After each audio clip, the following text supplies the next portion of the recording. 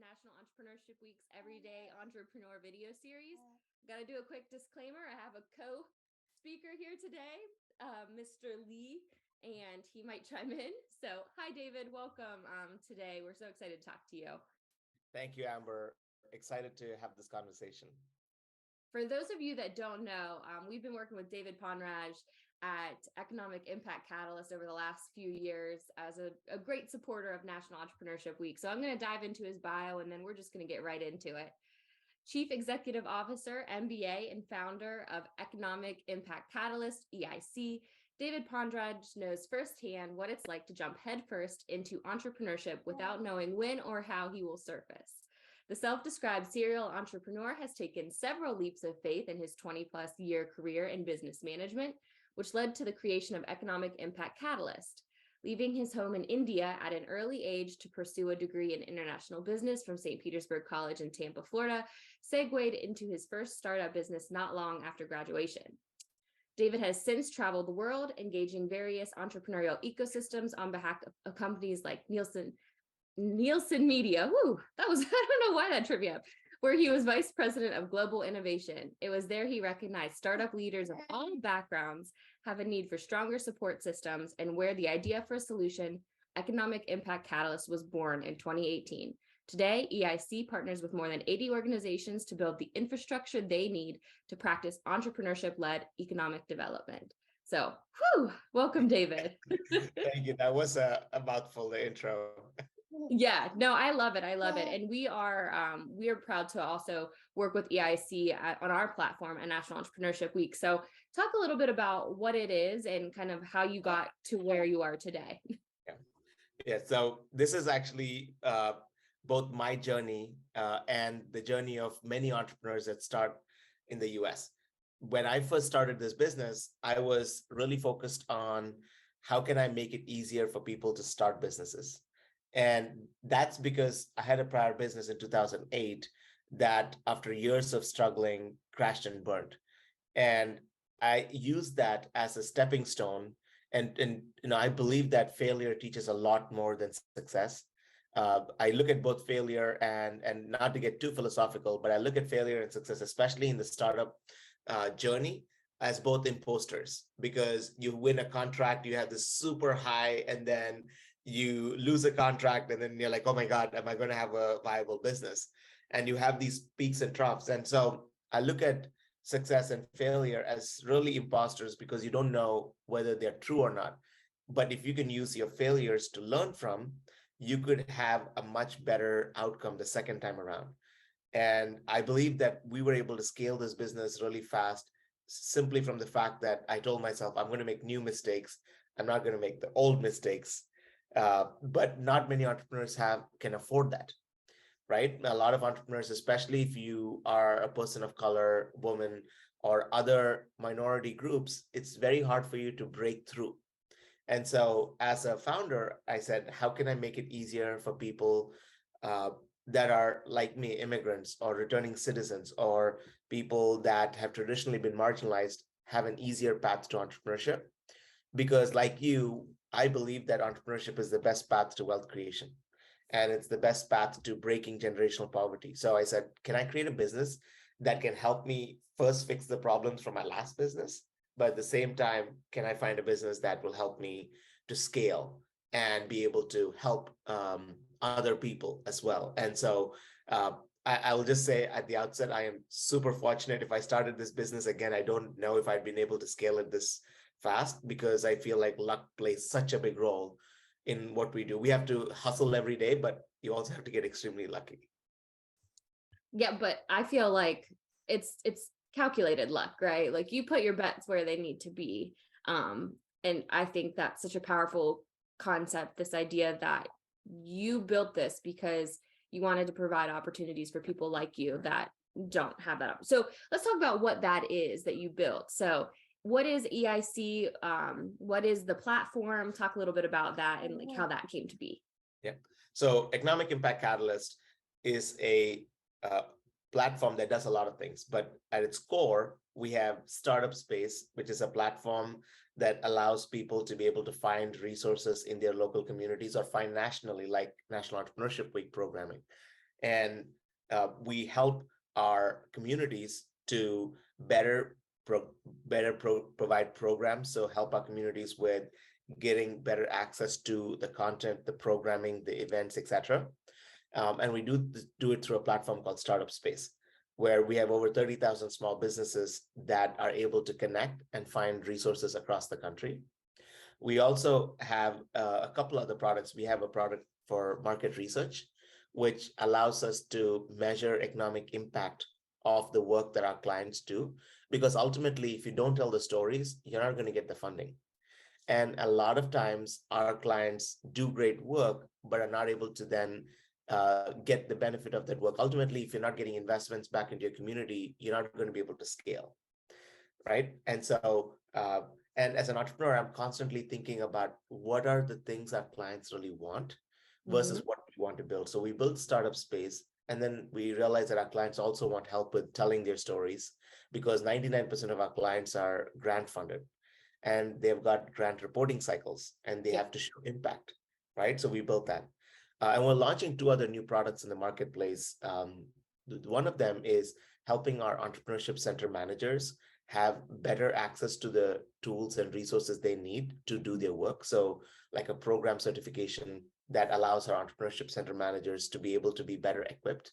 Because what we're finding is that we are becoming the system of record. And in a lot of cases, we're doing the handholding between transitions in communities. And we want to better equip people coming in to have the tools they need. So Yes. again, it's like going upstream in the market. We started with Startup Space as a platform, but we're continuing to understand how our clients do the things they do and build wraparound services. So even though we support small businesses, our clients are the people that support small businesses. Right. We don't directly serve the small business. So we are constantly thinking about what does Amber need? What does Joe need? Like, what are the things that you all need, and build those things in so that you can have that seamless experience when you go to do your work. Yeah, you talked a little bit about this, and I think I want to drive this point home is this idea that for entrepreneurial support organizations, the way to get funding is to demonstrate impact. And a lot of times that can be really intimidating because jobs created is sometimes the metric that's touted, right? And in this space, but we ultimately are the connector to the small businesses that create the jobs. And so it's like, how do you calculate that impact of that data? And so could you talk a little bit about the data that Startup Space collects and kind of why you found that as a problem and how you've solved it? Yeah. So my background, as you were reading, you mentioned Nielsen. Yeah. I spent a I bit of time. butchered Nielsen's name, but Nielsen, yes. Yeah. So 7 years. I worked at Nielsen for 7 years, and during that time, I learned a lot of best practices that corporate America uses in how you measure. And Nielsen is basically created Nielsen Media Research, or this Nielsen TV ratings, which is a currency on which billions and billions of dollars are traded every single day on what gets advertised, what gets sold. For example, a Super Bowl commercial cost millions of dollars because Nielsen says 113 million people watched this year's Super Bowl, the third most watched event in TV history. And that makes Because this much money for you. And it's like this transaction, you can put a value to it. exactly. And that's what we want to do for economic development, right? Like you said, today the primary metrics are how many people came to my workshop or how many jobs were created. Neither of those metrics truly capture economic activity. Yeah. Right? Like, and so you have a lot of solopreneurs. About 70+% of all businesses in the US are solopreneurs or owner operators, and only 1% are corporations. And between that 79 and 100% are the middle layer, where they have more than 5 employees or whatever, like actually employer firms. For the 70% of people in a lot of communities, they're not counted as jobs. Because they're solopreneurs. Yeah, they are I did not, not know that. Why? because What of are the they way called? that they're just called solopreneurs. In a lot of cases, they're not even counted because they're lifestyle businesses, and they might not be filing for an EIN number, or they might have a Shopify store, or they might have an Etsy store. They don't even get counted in the metrics in a lot of markets, because that's hard to measure first. And then second, it's hard to categorize, right? It's not like I hired someone, I'm just working for myself. So in a Sure. lot of markets, me working for myself is not counted as a job. It's considered as a second income or a side hustle or whatever else. And things I like did not know that. Sorry, I'm like mind blown by this. yeah. Yeah. And we want to change that dynamic. We want to talk about true economic activity, because then you can actually advocate better for entrepreneurship when you can show the impact. Why is entrepreneurship not elevated today in a lot of economic development? It's because you can't generate press out of somebody that's, working nights to build a handbag business, or a candle store. Like, you can't generate press out of that. Not flashy enough. Exactly. But you have somebody come in with 100 jobs, and now you can do a ribbon cutting and you can do a press release, right? Those 100 jobs might be transient in the fact that somebody else from your town is doing the ribbon cutting for jobs they've taken from your community to the next community over, because they got a tax break there and you gave another company tax break here. Nobody talks about the people that have left. There's two ribbon cuttings in two different cities. It is simply a swap of the businesses that just moved city over for a tax break. And so you can't truly capture economic activity because we haven't invested in actually measuring that. You can't measure without investment. In Nielsen, the reason they can do TV ratings is they've got about 50,000 plus homes in the US, costs over $300 million to actually go and build this infrastructure. And if you aren't investing in actually measurement, you're not going to get the data. And so that's our mission. We, through Startup Space, are building plumbing lines into all these communities. And today we're in 30 different states. Our goal is to be in all 50 states and be the system of record for our city and local officials to be able to truly understand what economic activity is happening. And then once they get the data, they will want to invest in better infrastructure for small businesses. I love that you explained it as like plumbing lines, right? That's such a tangible way to explain what you're doing. And can you talk a little bit? Okay, so if I'm an ESO and I'm on this platform, what type of things, what does the platform do? Like, how am I a small business owner engaging with the ESO in that community? Yep. It's a multi-layered platform. Our clients are the primary contract holders. I'll give you an example. Invest Atlanta, in Atlanta, they are our client for the city of Atlanta. Through them, we have a second layer of ESOs. This is Urban League of Atlanta. You've got Prospera, Latin Chamber, African American Chamber. You've got different layers. That African American Chamber is called Atlanta Black Chambers. A very dynamic group. So you've got these layers of ESOs above that, and our clients sit on top of it. Invest Atlanta pays for this platform, the plumbing lines into the community. Their ESOs are able to use the system to be able to work with entrepreneurs. Before our work with Invest Atlanta, it was very hard for an entrepreneur to find out the services that the city was offering. Yeah. Our platform essentially has helped bridge that gap. So if you are a business owner in Atlanta, you can, through one click, be able to find and book services for free, 100% free, with a top-notch lawyer or an accountant, or with somebody who can help you process a loan application, right? And that is that incremental help we need to get our business to the next level. And that's what we're doing. We're making it easy for every level of the support system, be it like Invest Atlanta, which is also a CDFI and the economic development partner for the city of Atlanta, or all the way down to a local accountant or a lawyer providing pro bono services, and making it seamless for people to be able to find them right through the platform with one click, be able to apply, get the services, and we are able to capture that activity and make sure that Atlanta Black Chambers gets paid for their services, in this case through the American Rescue Plan Act dollars. Amazing. I feel like this helps address inequity gaps, right? Like, it's so hard sometimes for small businesses or individual entrepreneurs to know where to go. And so when you have a platform like this that's kind of pulling together all of the players, you have a one-stop shop for access. And it also helps the person that has the contract or the person that pays for this to say, okay, I don't have this group represented. I need to find somebody that's serving them and get them engaged. So I think it's just like, it makes it so tangible. And I feel like it really truly solves a problem that ecosystem builders have. And like, that's why it's successful. Every entrepreneurial venture that's successful solves a problem. Yeah, And so it I can't love be that. nice to have.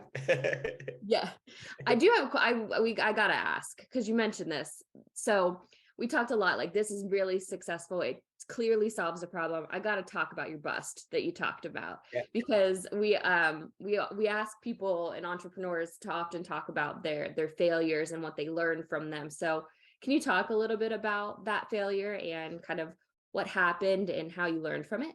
Yeah. So I was 21. I wanted to go change the world. Every 21-year-old wants to change Yeah, the world. everyone does, right? Yeah. So I'd come to the US. I'd just gotten my bachelor's degree from St. Petersburg College here in Clearwater, Florida. And as part of my senior capstone, you could either write a real business plan or you could write a mock business plan. Like you could say, I want to open a coffee shop, and you can write a business plan for that.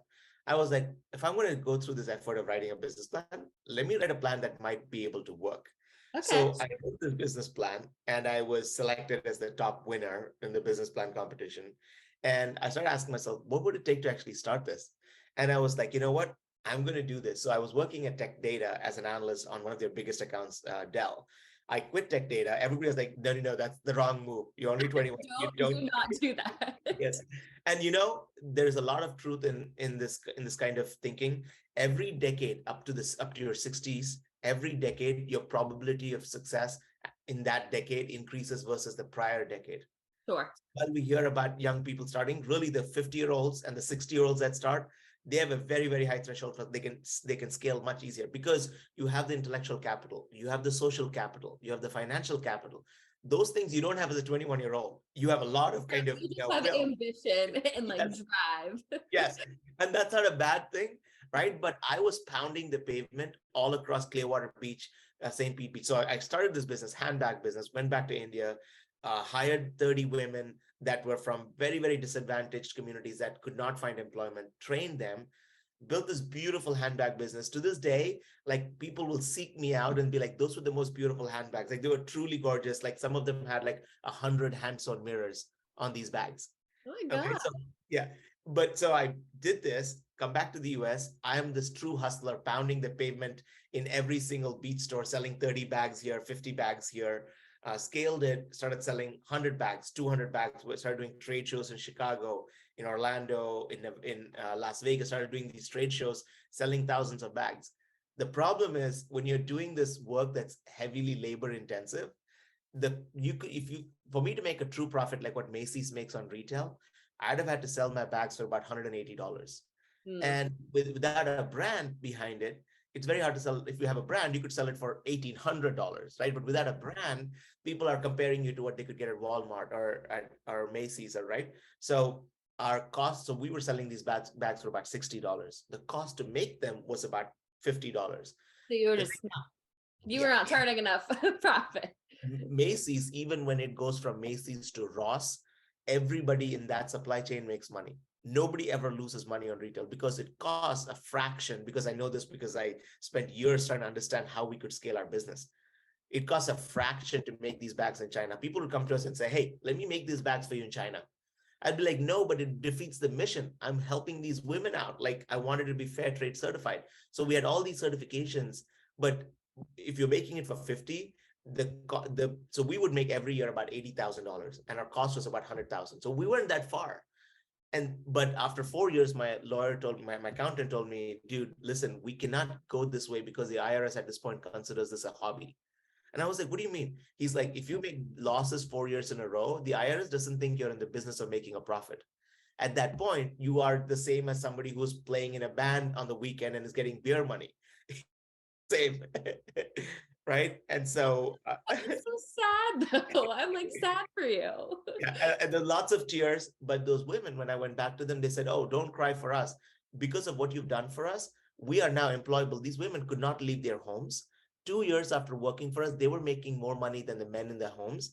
And they all had bought a bicycle and they're driving from their homes to this shop in bicycles, which is a huge empowerment movement for these 30 women who, from not being able to leave their homes, are now riding the bicycles to the town square in a Aw. little town, right? So they said, don't worry about us. Like anybody in this town will hire us because you've given us so many skills that we're instantly employable.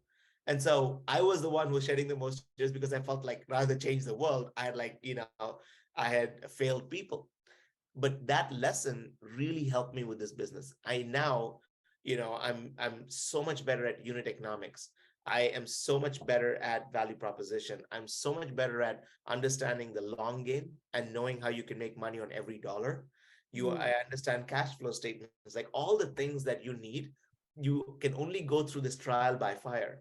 And I wish people get successful in their first businesses, but when you fail, you learn way more, because success, like I said, is a fallacy, right? It's this imposter that you could be successful by chance, Yeah. by and that's why you'll see a lot of first-time entrepreneurs who are successful start a second business and fail, because they never really learned because they got lucky first time. They Yeah. never learned. They So just had luck. They didn't have like a learning curve there.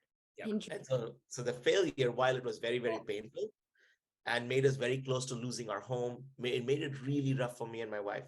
But we kind of persevered through it. I went, worked in some large corporations, retooled, got back my capital, my social, financial, capital, and came back to start. And we've been able to scale this to a multi-million-dollar business in the matter of 4 years, uh, because of all the pain up front. Yeah, but I think it's, yeah, to your point, it's like so important. And you touched on something, and I want to talk about this because I feel like I'm in the entrepreneurship education space, and a lot of times I'm working with students and they think that their product's going to immediately compete with like the Nikes, the Apples, the Googles. You touched on brand equity. And so can you just speak a little bit about like why, if you're going into a saturated market, like it's very hard, and like what that looks like, this idea of brand. Yeah. It's very hard because you don't have any brand equity to start with. You're going against name brands, and very, very, very, very few people make it. In fact, the people that we see on Shark Tank do a big disservice to everybody else, because it seems like that journey is linear. But you will find that a lot of those people for years have been behind the scenes trying to get this one hit that a celebrity might wear their product, or an influencer might tweet about their product or put it on Instagram. Without that brand equity, you can't really charge the fair market price, because people are always going to compare you to known brands and known products, and then they're going to say, well, Google does XYZ, what can you do? Right? It's very hard to create differentiation if there is no brand recognition. In fact, even for us, like it took us the first 3 years to establish us in the marketplace. And today, like we had an article written by St. Pete Catalyst last year talking about us as the sales force for economic development. But that journey, you have to first kind of go out into the marketplace and prove yourself. What I tell people that start out first is to make sure that you are addressing a real need. There are Mhm. three big reasons why a product fails. The number one reason that nobody can control, which is timing. Timing is everything to the market, right? But one of the second one is lack of cash flow. Third one is lack of market demand. Like the Yes. market doesn't want your product or doesn't know they want your product. Either both cases mean the same thing. If you have to create a category, you have to kind of tell them why they need a product, like what iPhone did. When you had a BlackBerry, iPhone told you needed an iPhone, and they were able to create a market out of it. Yeah. Or the market truly doesn't need it because you're a Palm Pilot when there is an iPhone, right? Yeah. And it don't need a Palm Pilot anymore. So yeah, and that's where the brand equity piece comes in. You got to be really cognizant of what is it you're bringing to market, what is a clear differentiator or value proposition you're bringing, how are you competing against the known brands. And it's very, very, very hard to scale in a saturated market as a first-time entrant without any credibility or not having a clear differentiator in your product. Yeah, I think it's so interesting too, because I come from a marketing background. And so sometimes people forget, like you might have the best idea, but you do need to have a story behind it, and you have to have that marketing. I was reading this newsletter, and it was talking about Red Bull. I don't know if you Uh-huh. knew this. Like, do you know the Red Bull campaign that they did when they started?